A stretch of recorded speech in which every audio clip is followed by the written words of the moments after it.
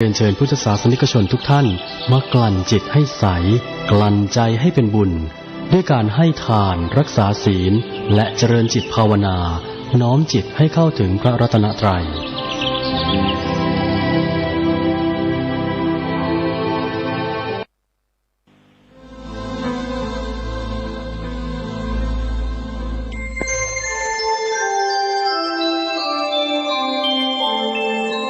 ขณะนี้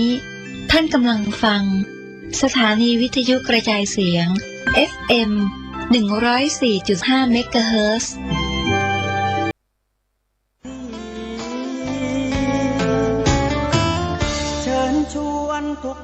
ขอเชิญผู้ใจบุญร่วมทำบุญทอดผ้าป่าสามัคคีประจำปีพุทธศักราช 2567 พิธีพุทธาภิเษกอบรมสมโภชฉลองครบรอบวัดดอนตัน 286 ปี ถวายเสนาสนะศาลาบำเพ็ญบุญศรัทธาอุปถัมภ์ห้องน้ำกำแพงวัดหอเสื้อวัดดอนตันปอยเถาะและทำบุญอายุวัฒนมงคลทอดถวายณวัดดอนตันตำบลเหมืองแก้วอำเภอแม่ริมจังหวัดเชียงใหม่ตรงกับวันเสาร์ที่ 6 เมษายน พุทธศักราช 2567 พิธีบวงสรวงใหญ่มหามงคลในวันอาทิตย์ที่ 7 เมษายน พุทธศักราช 2567 พิธีพุทธาภิเษกถวายเสนาสนะและวันมหาสิทธิโชคก็ขอเชิญชวนผู้ใจบุญใจกุศลร่วมงานทำบุญทอดผ้าป่าสามัคคีของวัดดอนตันตำบลเหมืองแก้วอำเภอแม่ริมจังหวัดเชียงใหม่ 6 และ 7 เมษายน พุทธศักราช 2567 โดยพร้อมเพรียงกันกระทำความดีเรื่องนี้ไม่ต้องอายใครนะโมตัสสะภะคะวะโตอะระหะโต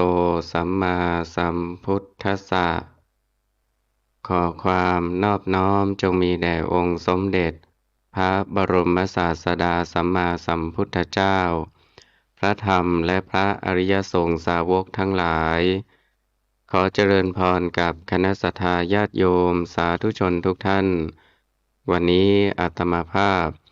ก็จะได้นำเอาเรื่องของพระเรวตเถระผู้อยู่ในป่าสแกซึ่งมีมาในคัมภีร์อรรถกถาธรรมบทขุททกนิกายอรหันตวรรคแห่งสุตตันตปิฎกจะได้มาอธิบายชี้แจงแสดงให้กับคณะสัตยาญาติโยมสาธุชนทุกท่านดำเนินความว่าสัทธาเชตวเนวิหารันโตสมัยหนึ่งสมเด็จพระบรมศาสดาเสด็จประทับพระอิริยาบถอยู่ณวัดเชตวันมหาวิหารกรุงสาวัตถีครั้งนั้นพระองค์ทรงแสดงพระธรรมเทศนาโปรดมหาอุบาสิกาวิสาขาโดยทรงปรารภพระเรวตเถระผู้อยู่ในป่าสแกให้เป็นอุบัติเหตุซึ่งมีเรื่องเล่าดังต่อไปนี้อายสมาหิสารีปุตโตก็ท่านพระสารีบุตรเถระผู้เป็นอัครสาวกเบื้องขวาของสมเด็จพระผู้มีพระภาคเจ้านั้นเมื่อท่านปล่อยสละทรัพย์87 โกฏเป็นกำหนดออกบวชในพระพุทธศาสนาแล้วยังได้ชักจูงนำพาน้องสาวและน้องชายออกบวชอีกคือน้องสาว3 คนได้แก่จาลาอุปจาลาศรีสุปจาลาน้องชาย2 คนได้แก่จุนทะอุปเสนะคงเหลืออยู่บ้านเฉพาะแต่เรวตกุมารคนเดียวดังนั้นโยมมารดาของท่านจึงคิดคาดการไว้ว่าพ่ออุปติสสะบุตรของเราละทิ้งทรัพย์สมบัติจำนวนมากถึงเท่านี้ออกบวชแล้วมิหนำซ้ำนำน้องสาว3 คนน้องชาย2 คนไปบวชเสียอีก คงเหลืออยู่แต่พ่อเรวตะคนเดียวถ้าพ่ออุปาติสะจักนำพ่อเรวตะนี้ออกบวชไปอีกทรัพย์สมบัติของเราจำนวนมากถึงเท่านี้ก็จักพินาศเสียวงตระกูลก็จักขาดศูนย์เราจักต้องผูกมัดพ่อเรวตะไว้เสียด้วยการให้อยู่ครองเรือนแต่เวลาที่ยังเป็นเด็กฝ่ายท่านพระสารีบุตรเถระก็ได้นัดแนะภิกษุทั้งหลายไว้ล่วงหน้าเหมือนกันว่าท่านผู้มีอายุทั้งหลายถ้าพ่อเรวตะมาหาประสงค์อยากจะบวชแล้วขอให้ท่านทั้งหลายจงกรุณาบวชให้เธอในขณะที่มาถึงเลยโยมมารดาและโยมบิดาของผมยังเป็นมิจฉาทิฐิอยู่ไม่ต้องบอกลาท่านทั้งสองนั้นผมเองทำหน้าที่เป็นมารดาและบิดาของพ่อเรวตะนั้นส่วนโยมมารดาของท่านพระสารีบุตรนั้นประสงค์อยากจะผูกมัดเรวตะกุมารด้วยเครื่องผูกคือการมีเรือนแต่ยังมีอายุเพียง7 กว่าปีนั่นเทียวจึงได้ขอกุมาริกาในตระกูลที่สมควรกันกำหนดวันมอบตัวแล้วประดับตกแต่งให้เรวตะกุมารอย่างเต็มที่แล้วพาไปมอบตัวที่บ้านญาติของกุมาริกาพร้อมด้วยบริวารเป็นอันมากขณะต่อมาเมื่อญาติของเด็กทั้งสองผู้จะทำงานมงคลสมรสมาประชุมกันพร้อมแล้วบรรดาญาติทั้งหลายให้เด็กทั้งสองจุ่มมือลงในถาดน้ำแล้วต่างก็กล่าวคำอันเป็นสิริมงคลประสงค์จะให้นางกุมาริกาเจริญรุ่งเรืองเหมือนคุณยายจึงกล่าวคำให้พรว่าเจ้าจงเห็นธรรมที่คุณยายของเจ้าได้เห็นมาแล้วจงมีอายุยืนเหมือนคุณยายนะแม่หนูเรวตะกุมารโรปนปุจฉิฝ่ายเรวตะกุมารครุ่นคิดอยู่ว่าธรรมที่คุณยายของกุมาริกานี้เห็นแล้วนั้นได้แก่อะไรหนอจึงถามขึ้นว่าคุณยายของกุมาริกานี้คนไหนครับขณะนั้นญาติทั้งหลายได้บอกกับเรวตะกุมารว่าพ่อหนูพ่อไม่เห็นดอกหรือหญิงนี้อายุ120 ปีฟันหักผมงอกหนังเหี่ยวตัวตกกระหลังโก่งเหมือนกลอนเรือนท่านผู้นี้แหละเป็นคุณยายของกุมาริกานี้เรวตะกุมารเมื่อได้เห็นดังนั้นเกิดสงสัยจึงซักถามอีกว่าก็นางกุมาริกานี้จักเป็นคุณยายนี้ไหมครับญาติทั้งหลายตอบว่าถ้าเธอจักมีอายุยืนก็จักเป็นเช่นนี้แหละพ่อหนูเรวตะกุมารเมื่อได้เห็นเป็นประสบการณ์ดังนั้นจึงคิดตัดสินใจว่าสรีระกายอันสวยงามเห็นปานนี้แต่ก็จักถึงอาการอันน่าเกลียดนี้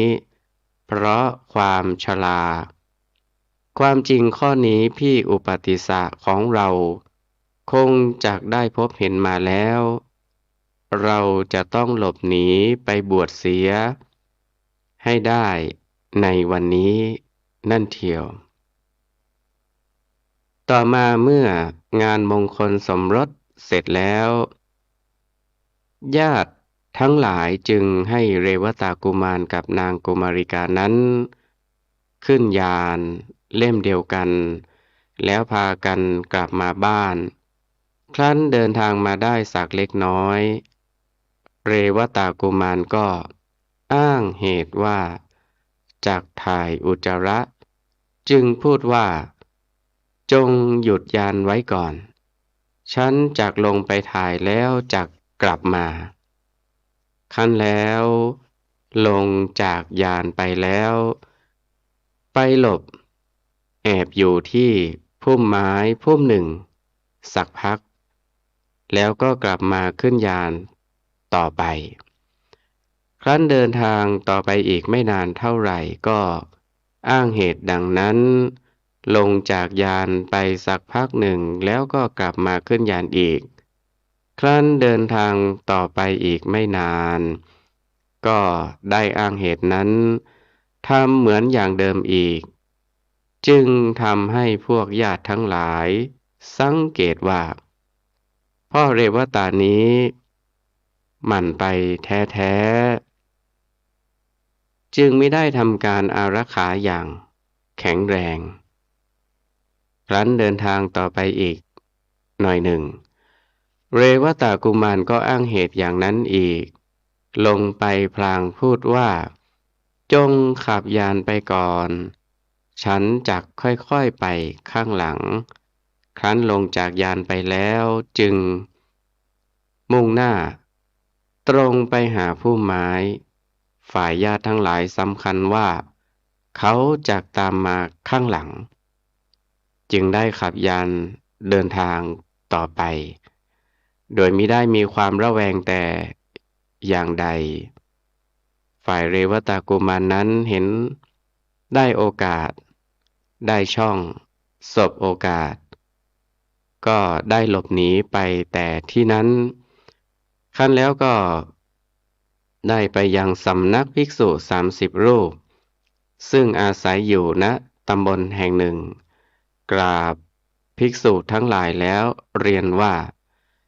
ขอให้พระคุณเจ้าทั้งหลายกรุณาบวชให้กระผมด้วยขอรับ เตภิกขุอาหังสุส่วนภิกษุทั้งหลายพูดปฏิเสธว่าพ่อหนูเจ้าประดับตกแต่งเครื่องประดับอย่างพร้อมสับพวกฉัน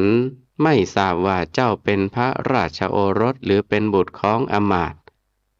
จักบวชให้เจ้าได้อย่างไร เรวตากุมารเรียนว่าพระคุณเจ้าทั้งหลายไม่รู้จักกับผมดอกหรือขอรับภิกษุทั้งหลายตอบว่า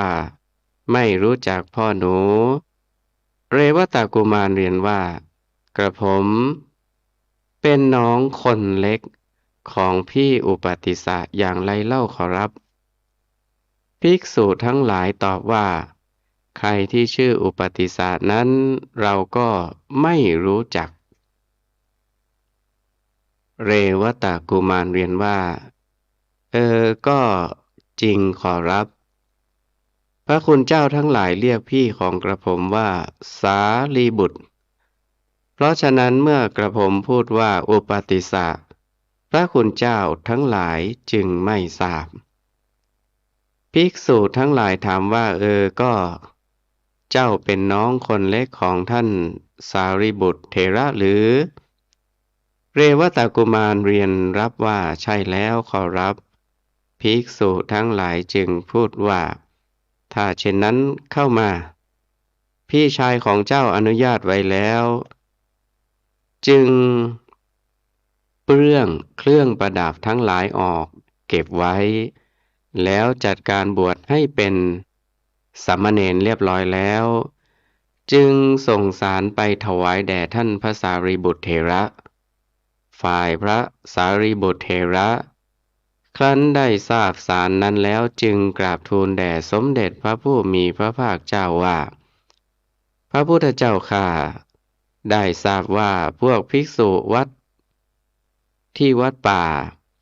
ได้บวชให้พ่อเรวตาแล้วข้าพระพุทธองค์จากทูลลาไปเยี่ยมเธอแล้วจะกลับมาสมเด็จพระบรมศาสดาตรัสว่าสารีบุตร พักไว้ก่อน แล้วไม่ทรงอนุญาตให้ไป ต่อมาอีกประมาณ2-3 วัน พระเถระกราบทูลลาสมเด็จพระบรมศาสดาอีก สมเด็จพระบรมศาสดาตรัสว่า สารีบุตรพักไว้ก่อน แม้เราก็จากไปด้วย แล้วไม่ทรงอนุญาตให้ไปเช่นเดิม สามเณรโรปิฝ่ายสามเณรเรวตะ คิดเห็นว่า ถ้าเราจักอยู่ณที่นี้ต่อไป ญาติทั้งหลายก็จักตามมาเรียกเอาเรากลับคืนไปอีก จึงเรียนวิธีปฏิบัติพระกรรมฐาน ตั้งแต่เบื้องต้นจนถึงพระอรหันต์จากสำนักของภิกษุทั้งหลายเหล่านี้จนจบ เตรียมเอาบาตรและจีวร เที่ยวไปสู่ที่จาริก ไปอยู่ที่ป่าสแก ซึ่งห่างจากที่นั้นไป30 โยชน์ และ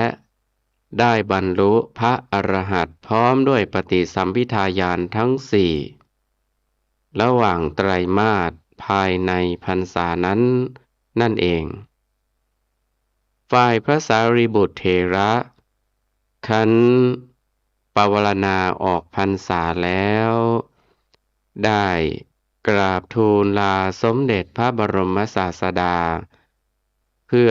ไปเยี่ยมเรวตสามเณรอีก สมเด็จพระบรมศาสดาตรัสว่า สารีบุตร แม้เราก็จากไปด้วย แล้วก็เสด็จไปพร้อมด้วยภิกษุทั้งหลาย500 ครั้นเดินทางไปได้หน่อยหนึ่ง พระอานันทเถระ ยืนอยู่ที่ทางแยก2 สาย แล้วก็กราบทูลว่า พระพุทธเจ้าข้า ทางที่จะไปยังสำนักเรวตสามเณรนั้น ทางสายนี้อ้อม ระยะ60 โยชน์ มีคนอยู่อาศัย ทางสายนี้ตรงระยะทาง30 โยชน์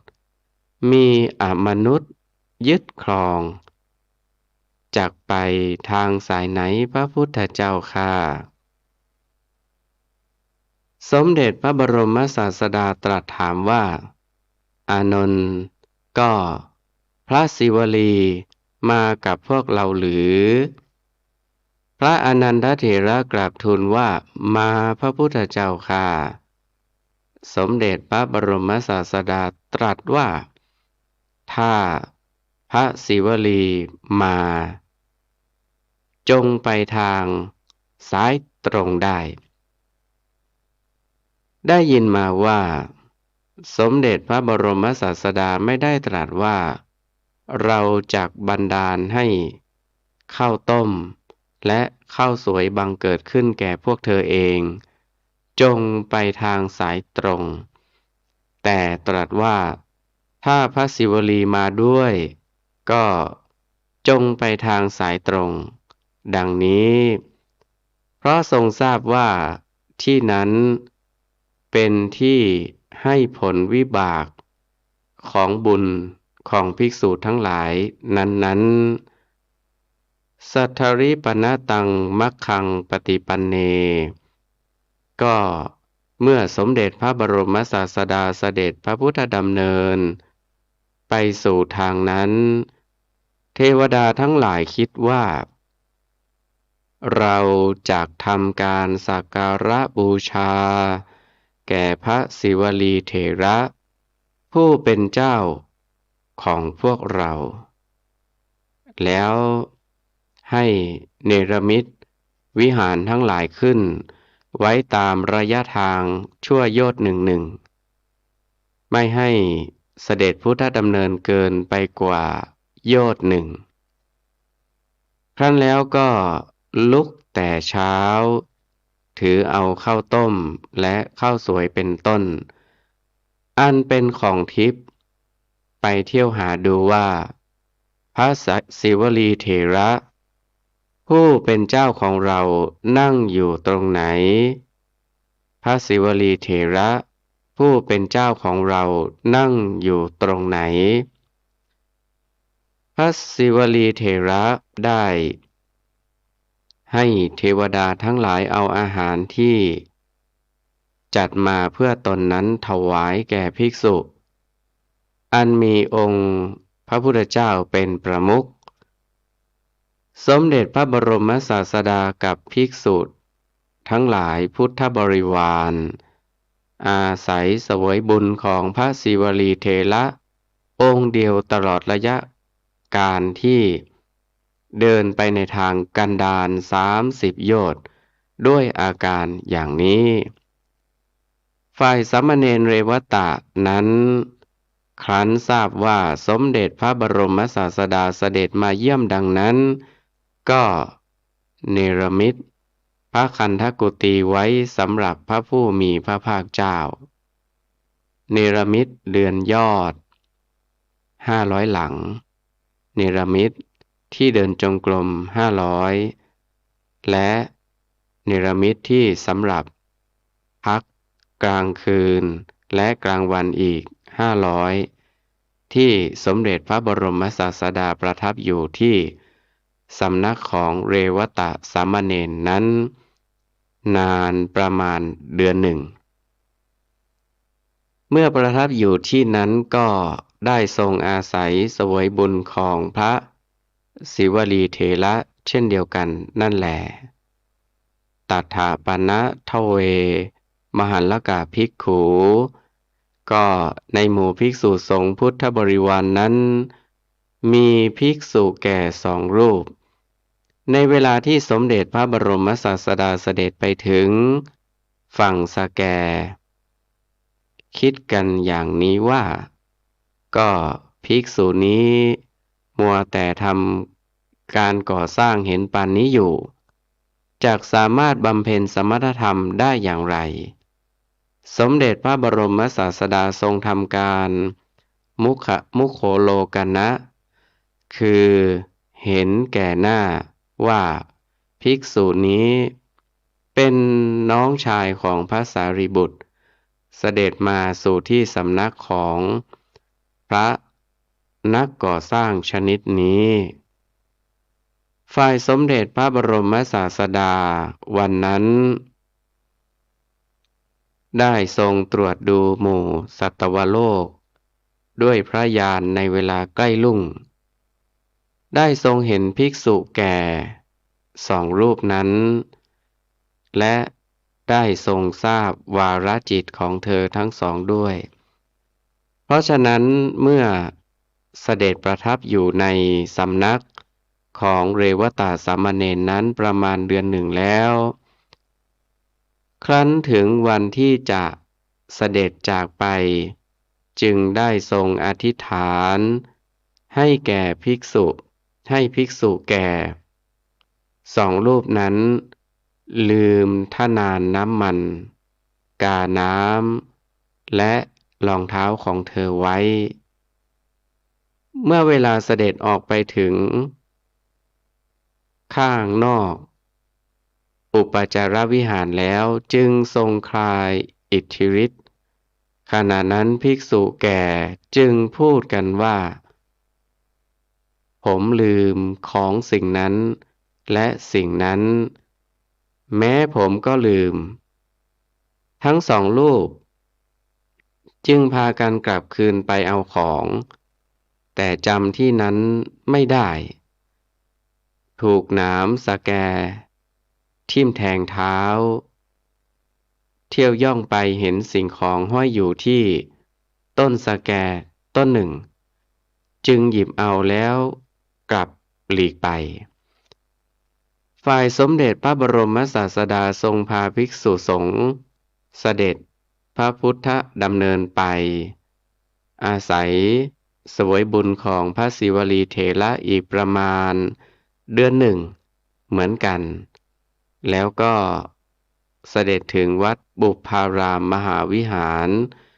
กรุงสาวัตถี ก็แลภิกษุแก่สองรูปนั้นล้างหน้าแต่เช้าแล้วก็ไปบ้านมหาอุบาสิกาวิสาขา ด้วยตั้งใจว่าจักดื่มข้าวยาคูที่บ้านมหาอุบาสิกาวิสาขา ผู้ถวายอาคันตุกาพัดครั้นไปถึงแล้วดื่มข้าวยาคูเคี้ยวของเคี้ยวแล้วนั่งพักอยู่ ขณะนั้นมหาอุบาสิกาวิสาขาจึงถามพระภิกษุแก่สองรูปนั้นว่า แม้ท่านทั้งหลาย ก็ได้ไปยังที่อยู่ของท่านเรวตะเถระ พร้อมกับสมเด็จพระบรมศาสดามิใช่หรือเจ้าค่ะ ภิกษุแก่ตอบว่าอาตมาทั้งสองไปด้วยอุบาสิกามหาอุบาสิกาเรียนถามว่า ที่อยู่ของท่านเรวตะเถระน่ารื่นรมไหมเจ้าค่ะ ภิกษุแก่ตอบว่า ที่อยู่ของท่านเรวตะเถระนั้น จะน่ารื่นรมที่ไหน รกไปด้วยต้นสะแกหนามขาว คล้ายๆกับที่อยู่ของพวกเปรตนั่นแหละอุบาสิกา ขณะต่อมาภิกษุหนุ่มอีกสองรูปมาถึง มหาอุบาสิกาถวายข้าวยาคูและของเคี้ยวแก่ภิกษุหนุ่มสองรูปแม้นั้น แล้วก็เรียนถามถึงที่อยู่ของท่านเรวตะเถระ เหมือนกับที่ได้เรียนถามภิกษุแก่นั้น ภิกษุหนุ่มสองรูปนั้นตอบว่า มหาอุบาสิกา พวกอาตมาไม่สามารถจะพรรณนาให้ถูกถ้วนได้ ที่อยู่ของท่านเรวตะเถระ เป็นเหมือนสร้างด้วยฤทธิ์เช่นเดียวกับเทวสภาสุธรรมา อุบาสิกาจินเตสิ ฝ่ายมหาอุบาสิกาวิสาขา เมื่อได้ฟังคำของพระแก่กับพระหนุ่ม ไม่ตรงกันดังนั้น จึงคิดว่า ภิกษุพวกที่มาถึงก่อนพูดอย่างหนึ่ง พระภิกษุสองรูปนี้ก็พูดอีกอย่างหนึ่ง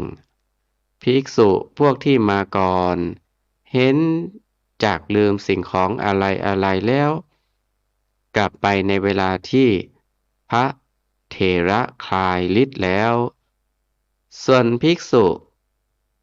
พวกนี้เห็นจากไปในเวลาที่พระเถระเนรมิตแต่งไว้ด้วยฤทธิ์ มหาอุบาสิกาทราบความนี้ได้ด้วยเหตุที่ตนเป็นบัณฑิต คิดว่าจากทูลถามในเวลาที่สมเด็จพระบรมศาสดาเสด็จมา ได้ยืนคอยรับเสด็จอยู่ต่อแต่นั้นสักครู่หนึ่ง สมเด็จพระบรมศาสดามีภิกษุสงฆ์แวดล้อมเป็นพุทธบริวารก็เสด็จไปถึงบ้านมหาอุบาสิกาวิสาขา เสด็จประทับนั่งที่พุทธอาฏมหาอุบาสิกาได้อังคาดเลี้ยงดูพระภิกษุสงฆ์มีองค์พระพุทธเจ้าเป็นประมุขด้วยความเคารพ ครั้นเวลาฉันภัตตาหารเสร็จแล้วกราบถวายบังคมแล้ว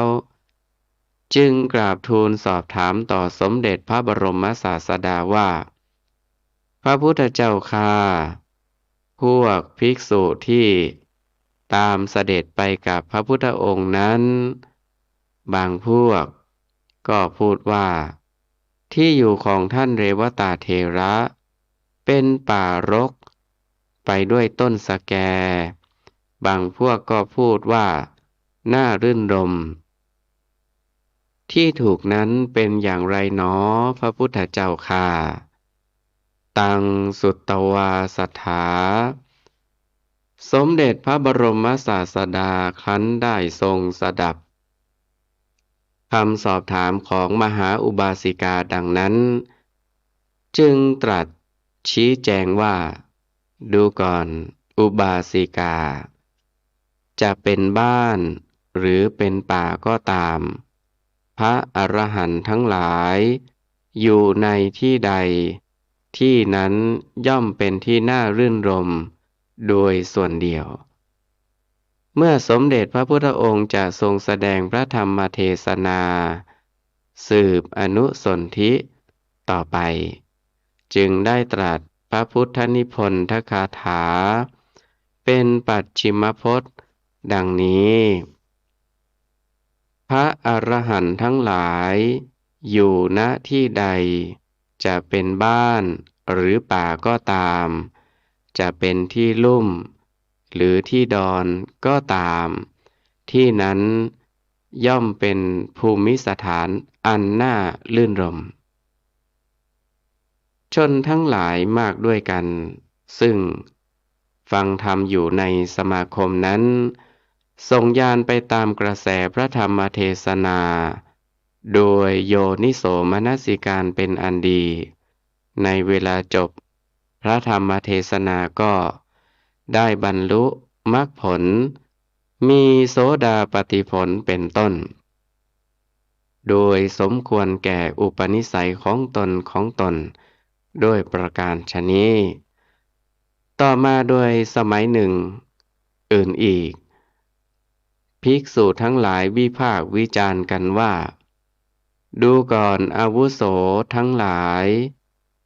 เพราะเหตุไรหนอพระศิวลีเถระ จึงอยู่ในครรภ์มารดานานถึง7 ปี7 เดือน7 วัน เพราะเหตุไรพระศิวลีเถระจึงถูกไม่อยู่ในนรก เพราะเหตุไรพระศิวลีเถระจึงบรรลุถึงซึ่งความเป็นผู้เลิศด้วยลาภเป็นผู้เลิศด้วยยศอย่างนี้ สมเด็จพระบรมศาสดาทรงสดับคำวิพากษ์วิจารณ์นั้นแล้ว จึงตรัสถามว่า ภิกษุทั้งหลาย พวกเธอสนทนากันถึงเรื่องอะไร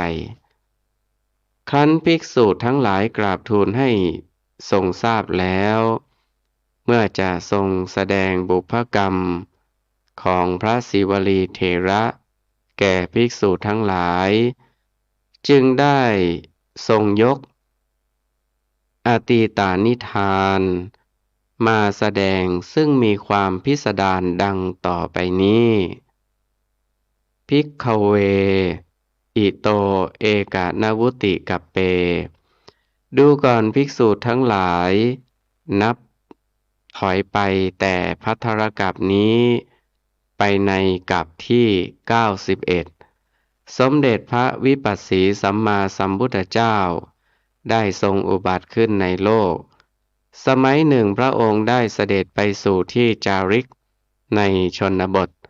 แล้วเสด็จกลับมายังพระนครแห่งพระพุทธบิดา พระราชาทรงตระเตรียมอาคันตุกาทานถวายแก่ภิกษุสงฆ์อันมีองค์พระพุทธเจ้าเป็นประมุข แล้วได้ทรงส่งพระราชสารไปบอกแก่ชาวพระนครว่า ขอให้ชาวพระนครจงมาเป็นสหายในทานของเรา ขอให้ชาวพระนครจงมาเป็นสหายในทานของเรา ชาวพระนครได้พากันมาเป็นสหายในทานตามพระราชประสงค์ แล้วคิดว่าพวกเราจักถวายทานให้ยิ่งกว่าทานที่พระราชาทรงถวาย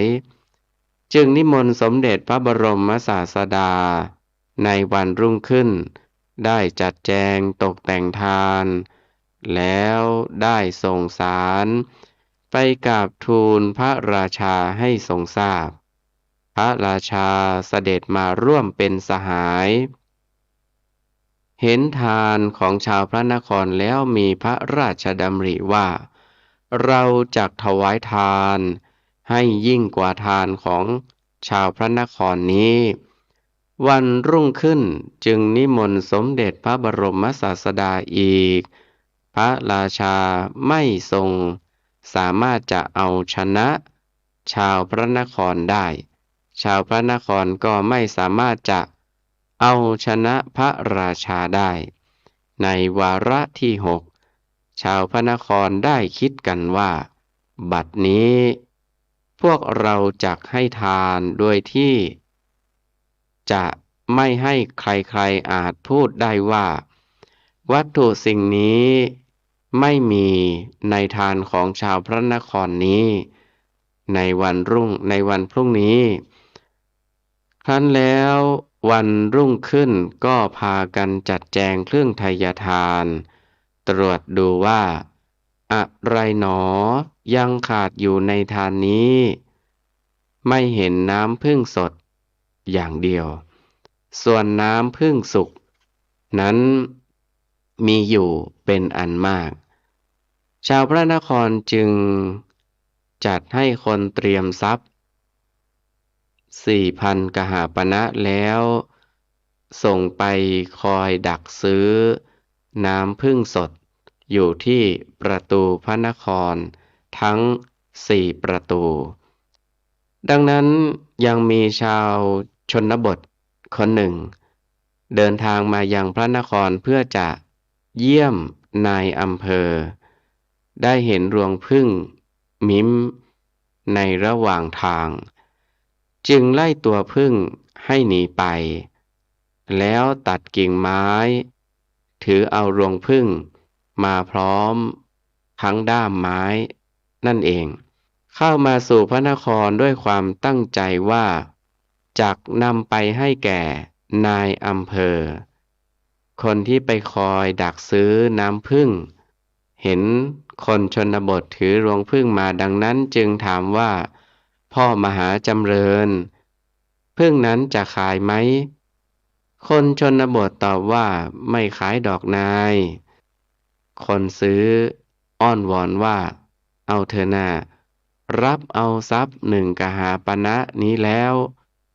จงให้ผึ้งแก่เราคนชนบทคิดว่ารวงผึ้งนี้ราคาแม้เพียงบาทเดียวก็ไม่ถึงแต่คนนี้ให้เราตั้ง1 กหาปณะเห็นจะมีกหาปณะมากเราควรจะโกงราคาขึ้นจึงในขณะนั้นคนชนบทจึงพูดกับคนซื้อนั้นว่าข้าพเจ้าไม่ขายคนซื้อพูดว่าถ้าเช่นนั้นเจ้าก็เอาไป2 กหาปณะคนชนบทพูดว่าแม้2 กหาปณะข้าพเจ้าก็ไม่ขายเขาได้โกง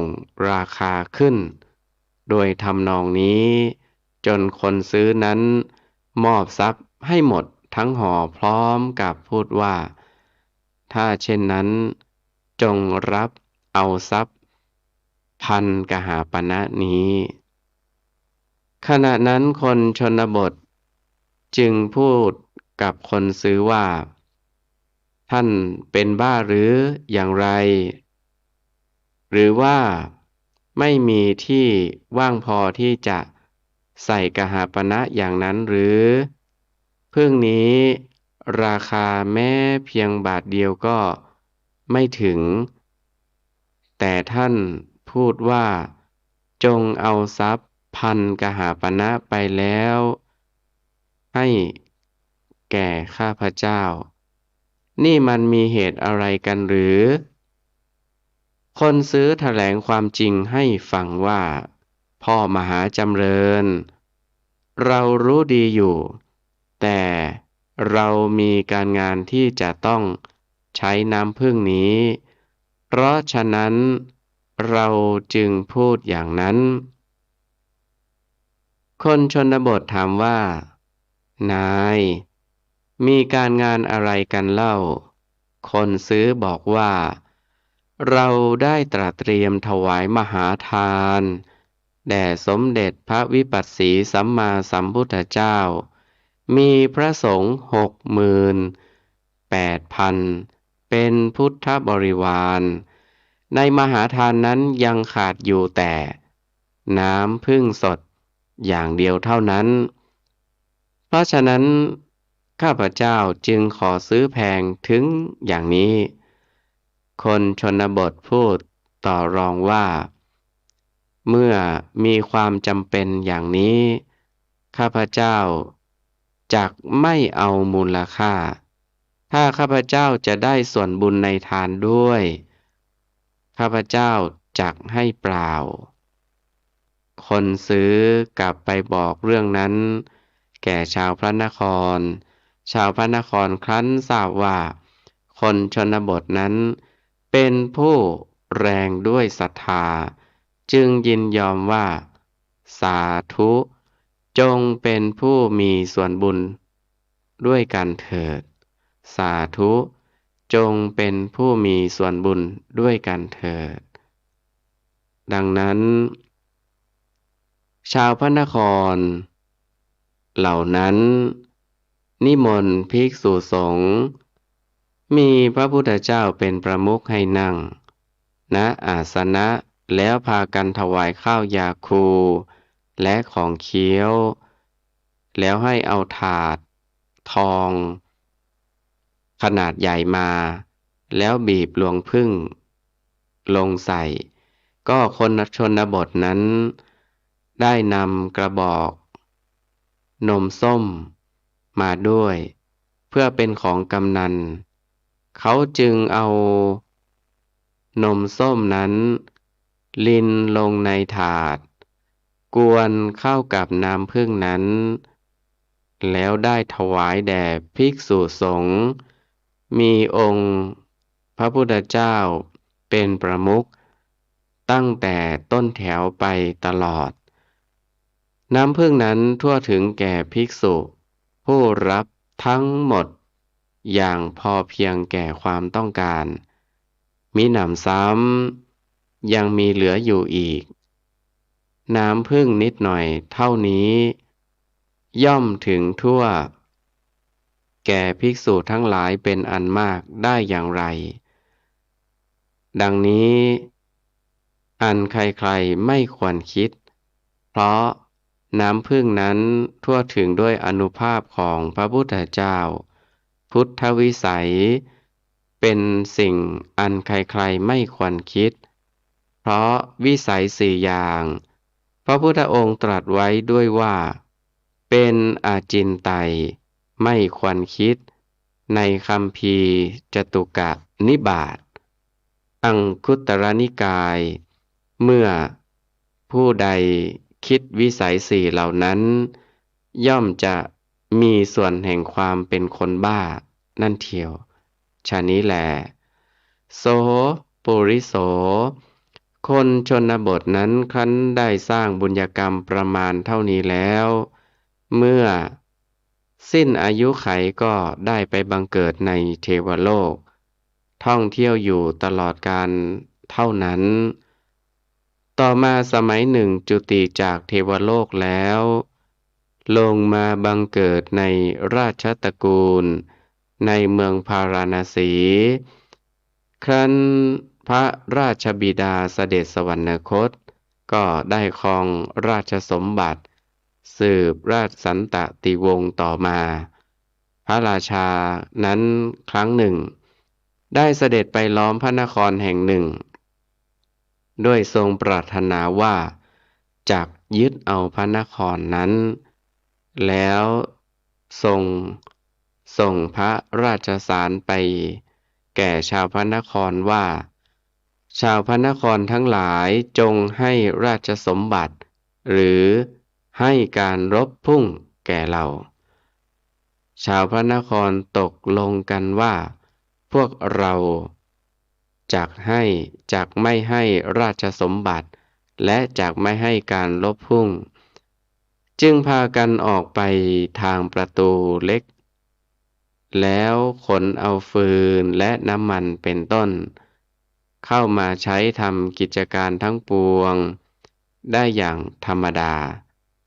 ฝ่ายพระราชาทรงรักษาพระทวารใหญ่ทั้งสี่ล้อมประชิดพระนครไว้สิ้นกาล 7 ปี 7 เดือน 7 วัน ฝ่ายพระราชชนนีของพระราชาทรงรับสั่งถามว่า ขณะนี้พระราชบุตรของเราทรงทำอย่างไรอยู่ครั้นทรงทราบว่าทรงรักษาพระทวารใหญ่ล้อมประชิดพระนครอยู่จึงมีพระราชสวนีว่าจงบอกพระราชบุตรของฉันว่าจงปิดพระทวารเล็กๆด้วยแล้วล้อมประชิดพระนครไว้ฝ่ายพระราชาครั้นได้ทรงทราบพระราชสวนีของพระราชมารดาแล้วก็ได้ทรงปฏิบัติตามพระราชสวนีทุกประการส่วนชาวพระนครทั้งหลายเมื่อออกไปข้างนอกไม่ได้เหมือนแต่ก่อนก็ไม่อาจที่จะอดทนต่อการทรมานได้ครั้นในวันที่ 7จึงให้สำเร็จโทษพระราชาของตนเสียและได้มอบถวายราชสมบัติให้แก่พระราชานั้นพระราชานั้นทรงทำบาปกรรมอย่างนี้ในเวลาสิ้นพระชนมายุก็ได้ไปบังเกิดในอเวจีมหานรกถูกไหม้อยู่ในมหานรกนั้นจนมหาปัทภีแผ่นดินใหญ่นี้สูงขึ้นประมาณโยชน์หนึ่งครั้นพ้นจากอเวจีมหานรกนั้นแล้วได้ไปถือปฏิสนธิในครรภ์ของมารดาคนเดิมนั่นแหละอยู่ในครรภ์มารดาถึง7 ปีกับอีก7 เดือนยังนอนขวางคาปากกำเนิดอยู่อีก7 วันเพราะกรรมที่ปิดพระทวารเล็กๆทั้ง4ให้ชาวพระนครเดือดร้อนวันนี้อาตมาภาพก็ได้นำเอาเรื่องของพระเรวตะเถระผู้อยู่ในป่าสะแกซึ่งเป็นตอนแรกมาอธิบายชี้แจงแสดงให้กับญาติโยมสาธุชนทุกท่านก็สมควรแก่เวลาขออำนาจคุณพระรัตนตรัยจงดลบันดาลให้ญาติโยมสาธุชนทุกท่านจงมีแต่ความสุขกายสุขใจเจริญในธรรมะขององค์สมเด็จพระบรมศาสดาสัมมาสัมพุทธเจ้าทุกท่าน